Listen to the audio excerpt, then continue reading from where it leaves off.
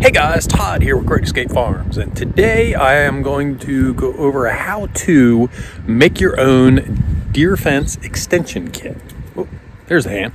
So this fence right here behind me is an extension from, I have a fence from up to 4 foot, and that's to keep my dogs out. You can see them wandering around over there, at least I hope you can. And the extension is to go from 4 foot up to 8 foot.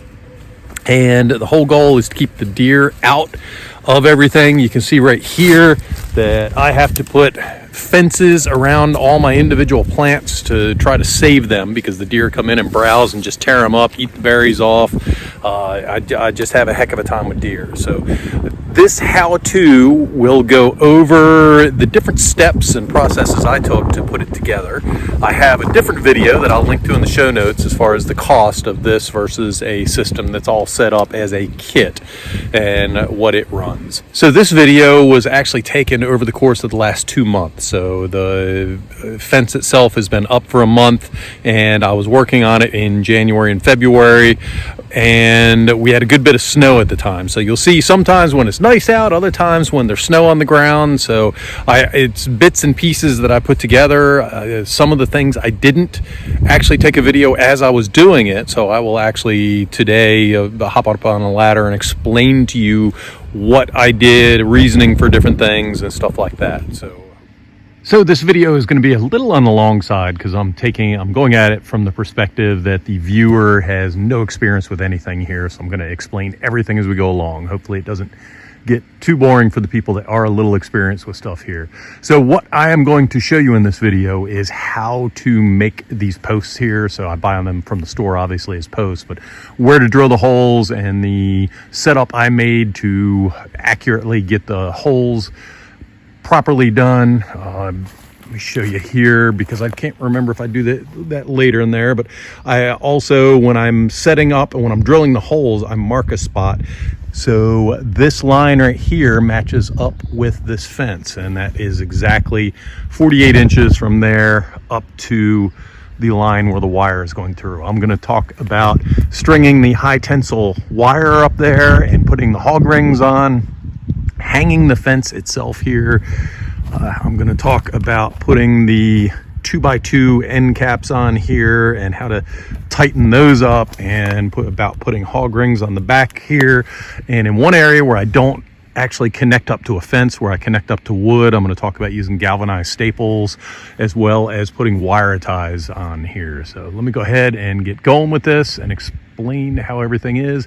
Also, there's going to be a parts list of almost everything that I used in the show notes. I did not purchase the high tensile wire on the top, and I didn't purchase the ratchets because I had them left over from another project, but everything else I did purchase I will include in the show notes. And one last item, the items from Lowe's that I got, I did include the full link for the posts, but the other things, washers and nuts and stuff like that, I did not include because their URL links are like 3 paragraphs long, so I just put lowes.com on those. Okay, so this is where I prepare the pipes for mounting. So I drill the holes in them. Let me show you my stock here first. So I have silver poles, which are going to go further in the back, and the pretty ones, I do have a couple black ones that I'll put up close just to make sure it looks good and matches with everything else. The silver ones will go back in the tree and wooded area where it doesn't matter too much. So what I set up here was kind of a template. And what it is 2 pieces of 3/4 inch plywood just to hold it off the ground, so I have something to drill into without hitting the concrete. And I have a single 2x4 here that's kind of holding the two together. So on the back side, I have the 3/4 inch plywood screwed into the 2x4. So that holds the plywood and the 2x4 together. So those are the same distance. And then over here, just to wedge the pole in place, I put in just, again, scrap lumber. This was, I think, a 2x6. And then on this end over here, I did a 1x, and there's a reason I went with 1x here, and I'll get to that in a second. So I want the screws going straight down, straight up and down, because that's what's going to go into the post itself. And then at a 90-degree angle at the top end, right here, I want a hole going through so that I can run the tension wire, which will, I'll run a wire through it and connect up to the top piece of the fence that's going through. So the reason that I want 1x here is it allows me to right here just take a Sharpie and mark that spot. And then over here I have 2 different holes right here, and I go ahead and I mark these spots again with a Sharpie, and then I drill straight through down with it. So from this hole up to that hole is exactly 52 inches, and I want 48-inch extensions. So what I need to do is mark the poles at 48 inches because the top line of the bottom fence will go right here, and this will go over top of the bottom fence, these 2 holes right here. That way I have exactly 48 inches from this line up to the top hole, and that's where the high tension line will go through. One final note on this step is when you're doing the black poles, the black Sharpie doesn't show up on there, so folks, got it upside down. This right here is something called Sharpie Silver. I ordered this online and it shows up very, very good, as you can see on the black post here. So you may want to invest in one of those. What I found is that I have some issues with the drill bit sliding off. So I grab a punch here with a hammer, and what I do is I punch out this hole, and then I'll punch out both these holes, and then I'll drill in these, and then I will pick this up, shift it 90 degrees, and at that, actually, let me go ahead and do that just to show you. At that point, once it's 90 degrees, this dot is up, I'll put the punch in here, just to put a little dent in it, and then I'll drill that one out. At that point, I pick the whole pole up and I hold it horizontal, and I bring it over here and I put it vertical, and there's a lot of metal shavings inside, so this way they don't get completely all over the garage. So I empty this every so often, and I sweep this up even more often, just trying to keep it clean in here with all these nasty metal shavings, so we're not getting those in my feet or the dog's feet.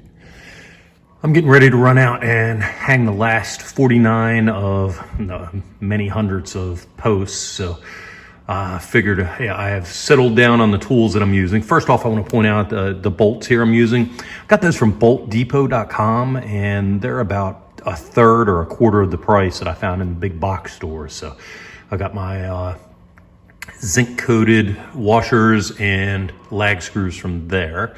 And you see these here. So I'll actually load everything up in this bucket. Right now it's out just so I can show you what I have.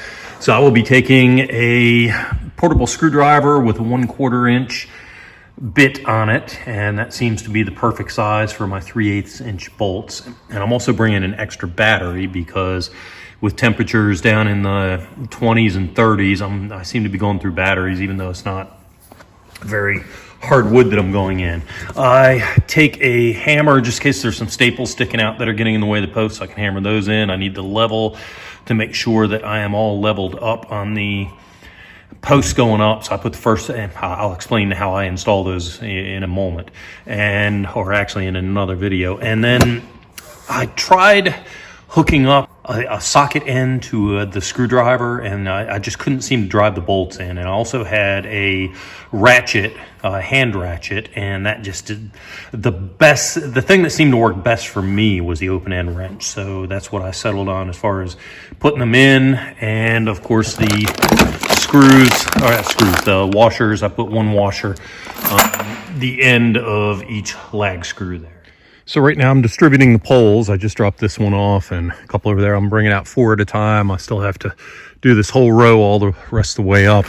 Previously back here, you can see I did a long row of poles, and the way that I'm installing these is the line that I talked about earlier is right here. I line that up approximately with the fence, and then I install the 4-inch lag bolts here. So what I do is I line up this, and once it's lined up here, then I will take a drill with a drill bit. I put in the 1 bolt, which allows it to toggle like that, and then I put a level on this and I get it level, and at that point I drill the bottom hole, and then I drive that in. So the pole itself is perfectly level. These wood poles are also supposed to be perfectly level. And with these holes in this direction, my hole on top should be in this direction. And you can see right up there, the hole on top is, I will run a high tensile line from the wood pole there through the holes here over there, and that will give the upper fence, the deer fence on top, something to hang on to. I'll use hog rings to attach to those, and I'll show you those later.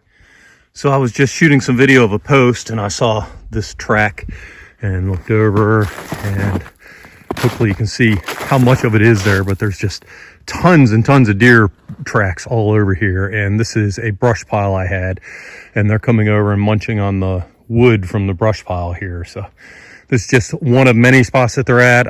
There's also spots up by our orchard up there where they're eating any branches they can get at. They'll go up on their hind legs trying to get at any branches they can get, as well as any smaller plants I have, and any anything that they can get a hold of in my nursery over there. So they're just tearing everything up here. So glad to be putting up a fence trying to keep them out. Still moving along on the fence here. I'm getting to the next step. I just about have the poles done, and I need the high tensile wire. Unfortunately, it's buried under snow, so I had to grab the snow shovel and dig it out. Here's one pile of it right here. I actually have a larger pile over there I need to go dig out, and I need to get that done. And I need to get it dug up now and use it tomorrow, because we have another snowstorm with up to a foot of snow coming on Thursday. Today's Monday, so got to try to get as much done as I can before then. One other thing I want to point out, if you'll notice, all the poles up and down this way, they are all black. And this one here is black. And down here I have a silver pole. And the reasoning for that, the silver ones were cheaper by a couple dollars. But the black ones look better up close to the house. So the house is right there, and my daughter's right there. So just I put the black ones up close to the house where they would be seen, so that it just looks a little nicer. And then the silver ones all in the back area where I'm not too worried about how it looks. So just to save a little money there, we went with the silver ones. So one of the things I did, I had a good bit of the lower 4 foot replaced. I had a contractor do that, and I had him at every gate put up 8 foot or taller posts, and these need to be trimmed up. We were waiting for me to finish the deer fence before we trimmed it, so still need to take a chainsaw and trim those. But we wanted the tall posts at every gate and also every corner, and I don't think you can see it, but way down there in the corner. So every corner and every gate we have the tall posts anywhere that there's a break, and that allows us to actually anchor the deer fence itself.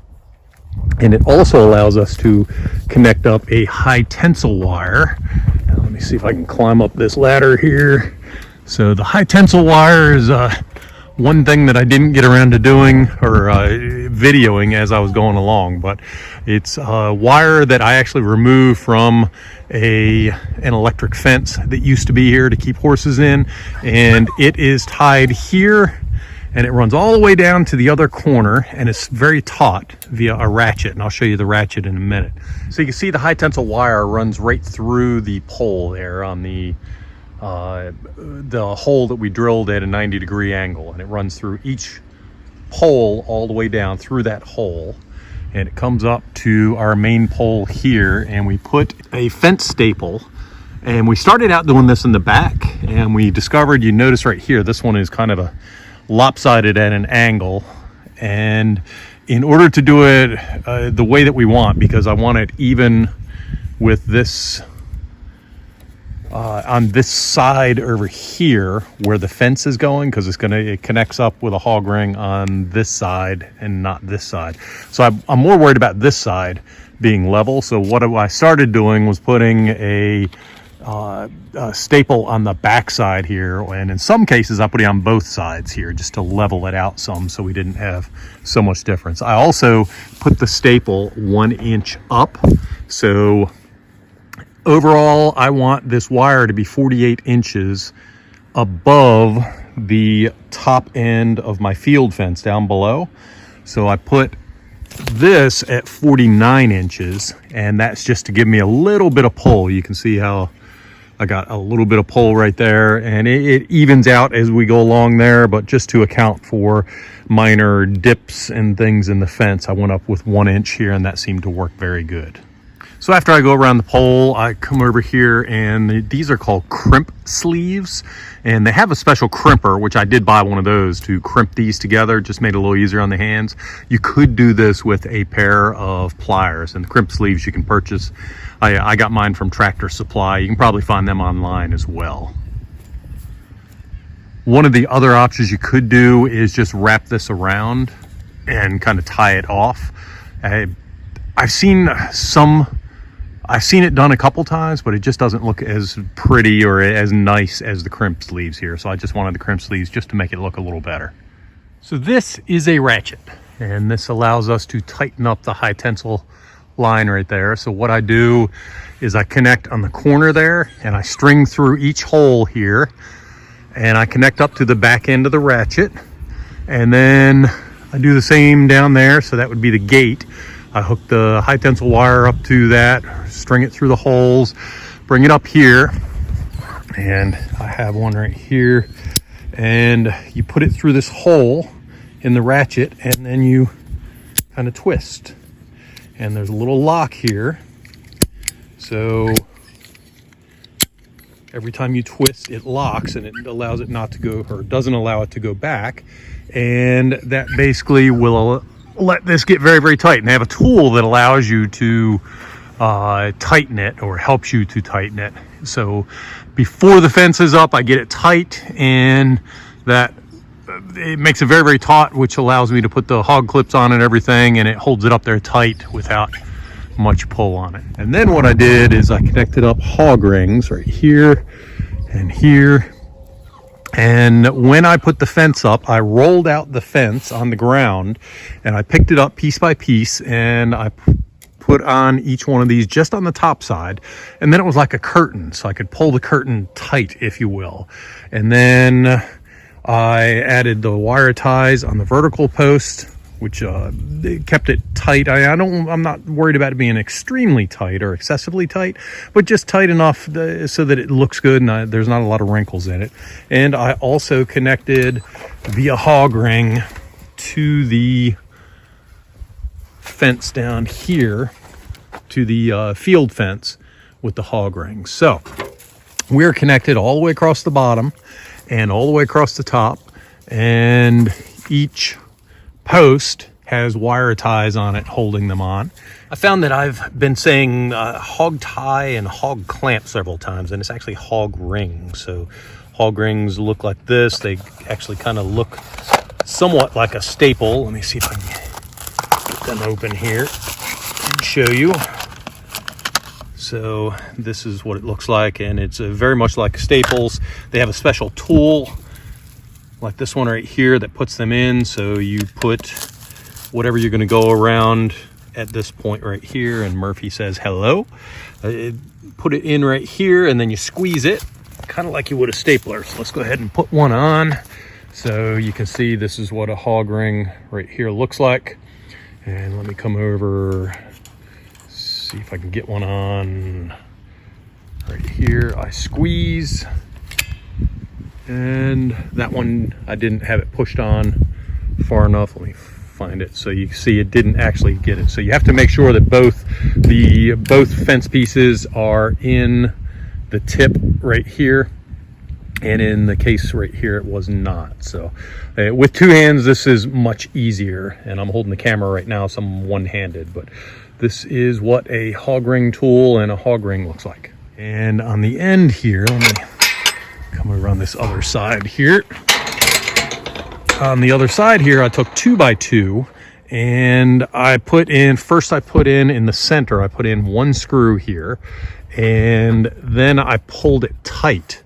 And after I pulled it tight, and I had my father-in-law here helping me, then I put the other screws in. So this is pulled up tight against the post, which is holding it in place on the taller post here. So these are, I grabbed an 8-foot section of 2x2, and I just cut it in half.